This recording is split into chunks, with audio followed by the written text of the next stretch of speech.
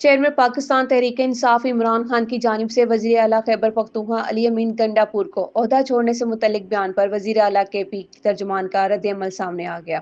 तर्जुमान वजीर आला खैबर पख्तूनख्वा फराज मुगल ने अपने बयान में कहा कि खैबर पख्तूनख्वा हुकूमत बानी पीटीआई के विजन के नुमाइंदा है। बानी पीटीआई जब चाहेंगे वजीर आला मुनसब छोड़ देंगे। उन्होंने कहा कि अली अमीन गंडापुर हुकूमत से मुतल्लिक बानी पीटीआई के पैगाम की किसी मुस्तनद जरिए से तस्दीक नहीं हुई।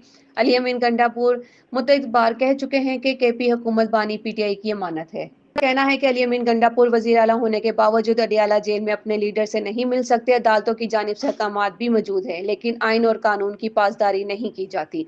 तर्जुमान वजीर आला ने कहा कि अली अमीन गंडापुर खैबर पख्तूनख्वा में अमन अमान के क़याम के लिए इक़दामात कर रहे हैं।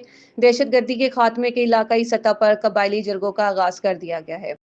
फराज मुगल ने कहा कि गुज़िश्ता रोज़ भी वज़ीर आला हाउस में कबायली आमिदीन का जरगा मुनक्किद किया गया। जरगों के बाद एक ग्रैंड कबायली मुशावरती जरगा तश्कील दिया गया है।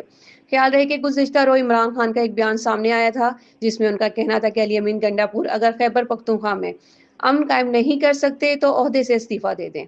ज़राए के मुताबिक इमरान खान का कहना था कि अली अमीन गंडापुर अगर सूबे में गवर्नेंस के मसाइल हल नहीं कर सकते तो किसी और को मौका देना चाहिए।